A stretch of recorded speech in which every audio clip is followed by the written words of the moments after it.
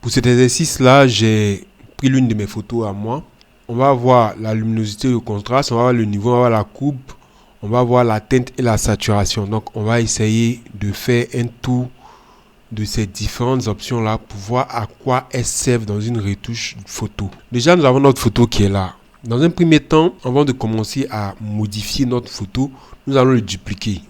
Je pense que si vous avez regardé le tutoriel concernant la formation concernant les calques, vous savez comment dupliquer un calque. Donc, je vais utiliser le raccourci CTRL-J. Je duplique mon calque. Je peux masquer celui-là en attendant. Et ensuite, ce que je vais faire, c'est que je vais commencer par le premier point qui est la luminosité et le contraste. Donc, la luminosité et le contraste se présentent comme suit. Là, vous avez la luminosité. Ici, vous avez le contraste. Le contraste va vous permettre de donner un peu plus de brillance à votre image. Vous voyez là, c'est carrément teint ici. L'image brille un peu plus. La luminosité, comme son nom le dit, va vous permettre d'ajouter ou de retirer la lumière. Là, j'en ai ajouté un peu trop. Là, j'en retire. Ok, donc on va essayer d'ajuster la lumière. Là, vous voyez que c'est carrément parfait. Cette photo a été retouchée. Je sais pas, bon, on va essayer. Voilà, et ensuite, je vais rajouter un peu de contraste.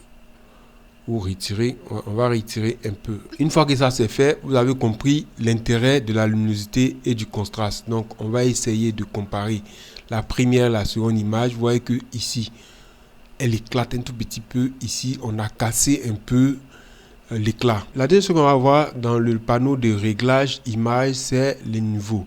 Le niveau va vous permettre de pouvoir contrôler les tons clairs, moyens et sombres. Et vous avez un histogramme ici qui vous montre un peu comment évolue votre ton. Et là, ce qu'on va faire, on va essayer. Vous voyez, quand je fais ça, je vais un peu dans le noir. Je peux revenir ici légèrement. Là, vous voyez que c'est un peu trop noir. Vous pouvez casser. Voilà. Donc, c'est à vous de voir en fonction de ce que vous voulez faire. Ensuite, ici, vous voyez que vous travaillez globalement sur la luminosité de votre élément. Donc là, on peut revenir un tout petit peu. Bon, l'objectif, c'est de vraiment casser cet éclat-là qu'il y a sur cette photo. Vous avez des paramètres prédéfinis plutôt. Donc, vous pouvez faire plus foncé, vous pouvez faire augmenter le contraste, vous pouvez faire augmenter le contrôle. Vous voyez qu'ici, ça change au fur et à mesure, hein, ça dépend de vous. Plus clair, ton moyen foncé. Donc, tout va dépendre de vous. Là, je vais rester sur personnaliser. C'est ce qu'on a fait.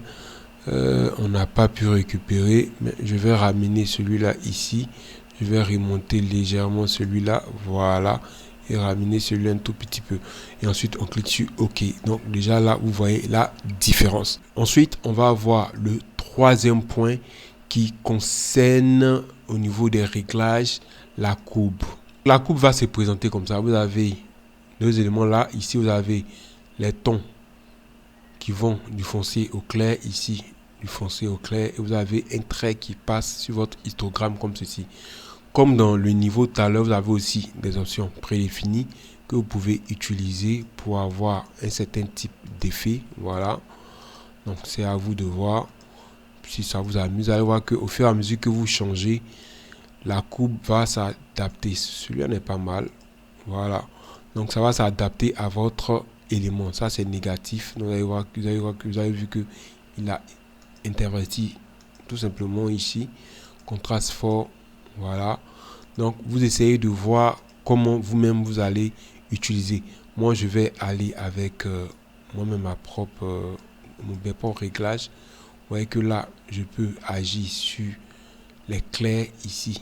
Je vais dans les sombres, les clairs, les sombres. Voilà. Donc là, on va aller légèrement.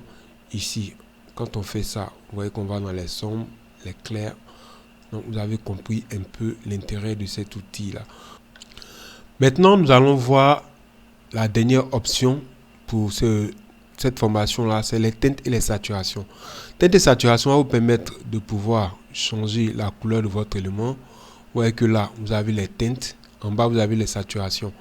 Les teintes vont vous permettre de donner une teinte à votre photo. Si vous voulez que ce soit un peu vert, bleu et tout ça, c'est à vous de voir. Moi là, je vais peut-être casser un tout petit peu la saturation. Vous voyez que la saturation, si j'enlève, je désature carrément mon image. Là, j'ai du noir et blanc. Et ensuite, si je mets là, je suis carrément rouge. Lorsque vous dupliquez, vous allez revenir au point de départ. Voilà, si je clique sur la petite manche là, ça me ramène au point de départ. Là encore, vous pouvez agir sur des options comme le rouge. Ici par exemple, vous pouvez agir sur le rouge. Voilà. Vous voyez que là, il y a du rouge, ça intervient là-dessus. Ok. Vous pouvez agir sur le rouge, vous pouvez agir sur le jaune. Voilà, tout dépend de vous. Là, je peux dire, bon, ok, mon visage est un peu trop jaune, mais quand il fait ça, ça va doit être le vert. Donc, on peut essayer de casser un peu, comme ceci. Ensuite, le vert, je sais pas où il y a le vert. Ensuite, le cyan. Si vous avez envie de modifier un peu le cyan, c'est à vous de voir. Voilà. Le bleu, pareil. Ça, j'en ai pas besoin. Le magenta, ainsi de suite. Donc, vous avez la possibilité de modifier les éléments de façon détachée. Donc là, on a notre ancienne photo. Ici, on a la nouvelle. Vous remarquez qu'il y a vraiment une grande différence. Celle-là, elle est un peu éclatée. L'autre, elle est un peu plus équilibrée. Je vous remercie d'avoir regardé. On se rend rendez-vous pour la suite de la formation la semaine prochaine. Allez, merci.